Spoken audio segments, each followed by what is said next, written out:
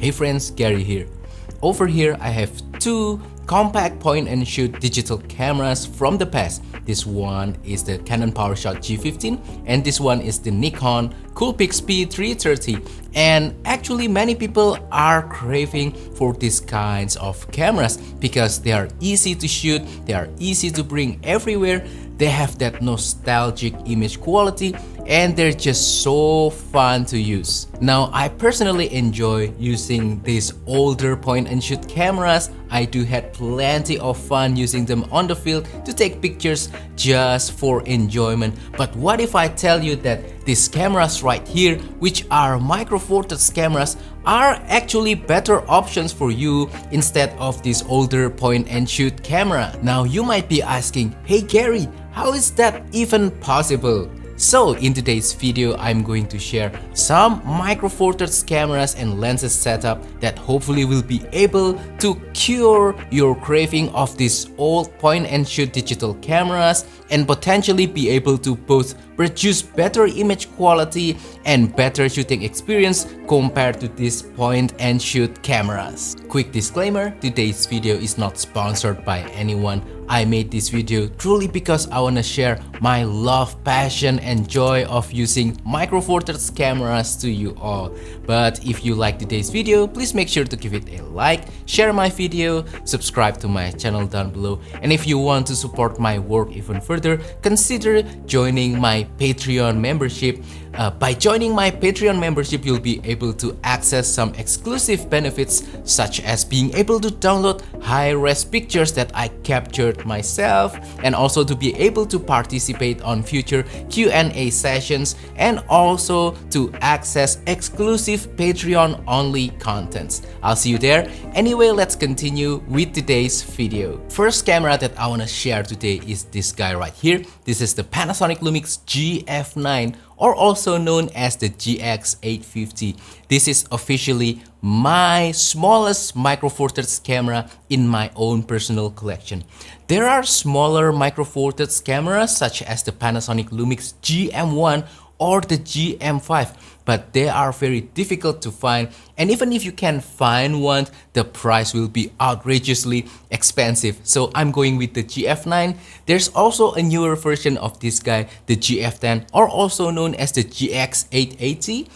Not a whole lot of difference between these two cameras. The GF9 doesn't have the front grip, the GF10 does have front grip. So yeah, my smallest micro four thirds camera. Let's do a little bit of size comparison with my pocket digicam cameras. First, the Nikon P330. Look at the size comparison between these two guys. Actually, the GF9 is just slightly bigger compared to the Nikon P330 and also slightly heavier. I mean, the weight is almost the same between these two cameras. That's very interesting. Now I have this guy right here, my favorite point and shoot camera when I started photography back then in 2013, the Canon Powershot G15. Look at the size comparison between these two guys. As you can see, the G15 is actually a little bit bigger compared to the GF9, and also it is heavier compared to the GF9. Wow, that is mind-blowing. This is a micro four thirds camera, this is a point and shoot compact camera with smaller sensor, and this is heavier than a micro four thirds camera. Pooh, wow. Now, being a smaller and lighter micro four thirds camera, the GF9 does have some compromises. First of all, handling is not great. There's no front grip whatsoever, and also there's no real place to rest your thumb on the back part of the camera. And yeah, when you're handling smaller lenses, it's going to be fine. But for slightly larger and heavier lenses, it will be unbalanced when you're holding it for a long period of time.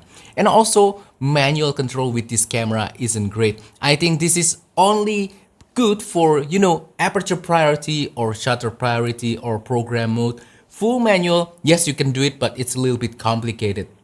There's actually the rear control wheel that you can use to change aperture or shutter speed, but that's about it. There's not a whole lot of function buttons that you can customize to change settings on your camera. Anyway, what good is a small and compact micro four thirds camera if it cannot produce great image quality. Fortunately, I can say that the GF9 can produce great results.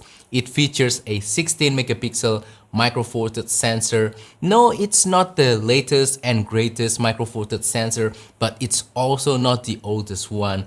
But I can definitely say that image quality of photos captured using this camera is just so great. I will share some sample pictures right now. I think the details, I think the colors contrast, and also the overall dynamic range of the pictures taken using this guy is just excellent in my own personal opinion. No, it's not CCD sensor, it's not going to produce vintage looking images, but I think it does have its own charm. I think the pictures look quite organic, quite natural, not overly a kind of hyper realistic in any way. I think it's just nice, and yeah, something that is, in my own personal opinion, better than the images from the digicam, which are usually just too vintagey and too vibey for my own personal taste. The GF9 also is very fun and enjoyable to use on the field. I'll usually just set the camera to either aperture priority or shutter priority, just set it and forget and start shooting. So it feels almost like using a compact point and shoot digital camera, and I had a lot of fun doing that. Also, the GF9 has really great performance. The boot time of this camera is just really quick. When you power it on until you'll be able to take pictures, it just takes almost no time. And also, single autofocus is just so fast and precise. Oh my god, it's just so enjoyable to go out and take pictures with this guy. It's almost addicting. You don't want to stop taking pictures with the GF9. Next micro four thirds camera that I want to share is the Panasonic Lumix G100. So this is kind of like a little bit of an upgrade from the GF9. It's a little bit bigger, it's a little bit heavier, but you do get plenty of features. First of all, now it has a very nice and beautiful electronic viewfinder to help you compose in backlight situation. Now it has flippy screen, and also the manual control and handling with this guy is just excellent. The front grip right here is just so thick and generous, helping you to use larger lenses if needed. And then there are plenty of buttons and dials to change all sorts of settings. So back then, the G100 was marketed as a content creator vlogger camera. And yes, it can definitely do that. But I think the G100 shines as an everyday photography camera, both for stills photography and also for a little bit of video. Anyway, let's do a little bit of size comparison of the G100 with some other cameras, starting with the GX850, the GF9. Here it is. Definitely the G100 is bigger because of the viewfinder and also slightly heavier compared to the GF9, but not by a lot in my own opinion. Now let's compare it with my digicam. Here's the Coolpix P330 Nikon point-and-shoot camera. So yes, definitely the Nikon will be much smaller and much lighter. No surprise right there. But here it is with my Canon Powershot G15. Actually, even though the G100 is a little bit larger than the G15, in terms of weight, it is almost the same. Dare I say the G15 might be a little bit heavier. I'm not quite sure, but it feels like this guy is slightly heavier than the G100. Now let's talk about the image quality of the Panasonic Lumix G100. And definitely the G100 packs a little bit of an upgrade compared to the GF9.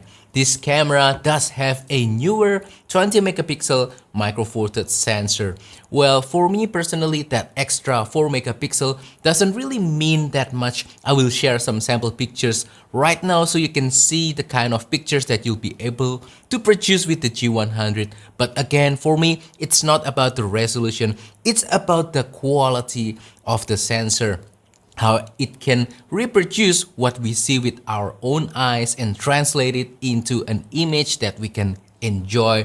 But anyway, it's a great sensor. For me, I think the colors look nice, the contrast looks pretty great, and everything looks detailed. Dynamic range is also more than plenty enough, especially if you shoot raw. It does still have that organic quality that I saw with the GF9. So yeah, again, not a vintagey kind of vibe like the older digicam cameras, but still something that looks neutral enough. I think it will be very flexible for different kinds of photography situations. Now, as I mentioned before, the G100 does have larger front grip, so handling is much easier with this camera, and also manual control is so much better because there are plenty of buttons and dials, and that directly translates to better shooting experience. You'll have more fun, you'll have more enjoyment when you're out in the field shooting with the G100. Next camera I wanna share to you, this guy right here. This is the Panasonic Lumix LX100. Now, this is an interesting camera because the lens is not interchangeable, but it is still a micro four thirds camera. So this is already a point and shoot camera, but it's a micro four thirds camera. So one thing that's interesting is that it has a built-in 24 to 75 millimeter lens, f1.7 to f2.8 aperture. So it's gonna be very bright.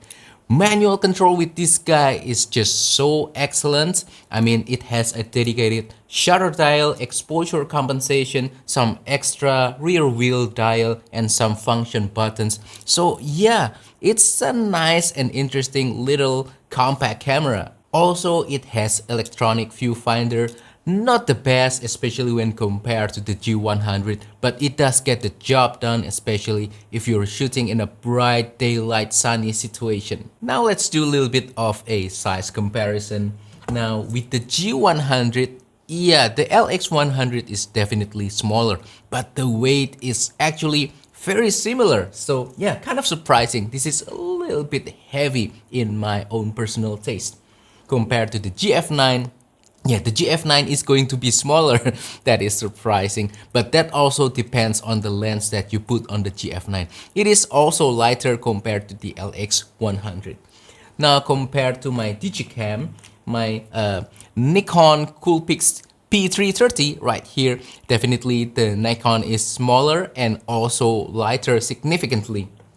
But when you compare it to the Canon Powershot G15, yeah, the LX100 is still a little bit heavier and almost the same size with the G15. But here's the thing, the G15 does feature the smaller 1/1.7 inch sensor, while the LX100 is a true micro four thirds camera.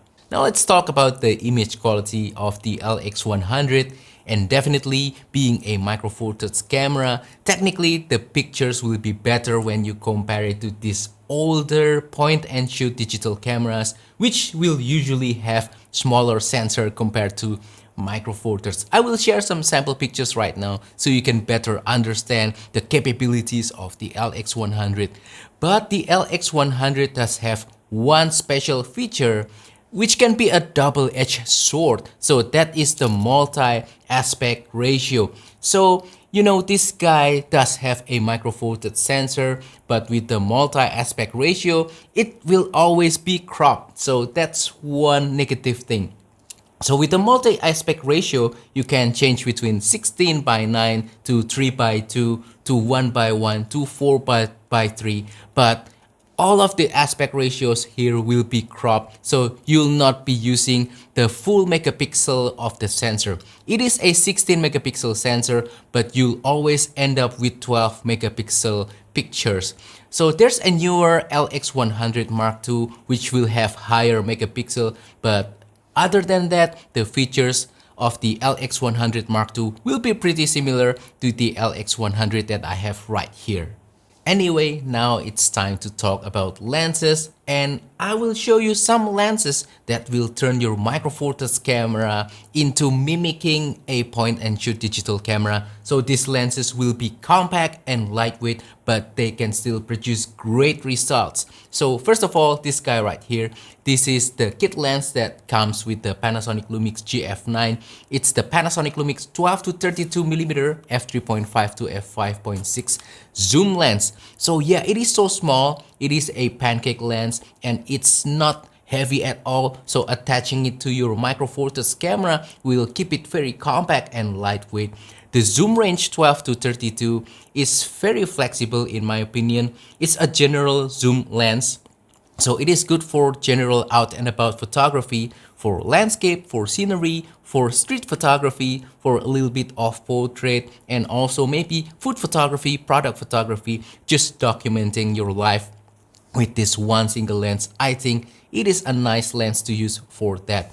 However, the aperture is not really that big, so you don't really get that much background blur or, low light performance as well. But nevertheless, a great lens to use. Everything is sharp, everything is contrasty, colors look nice.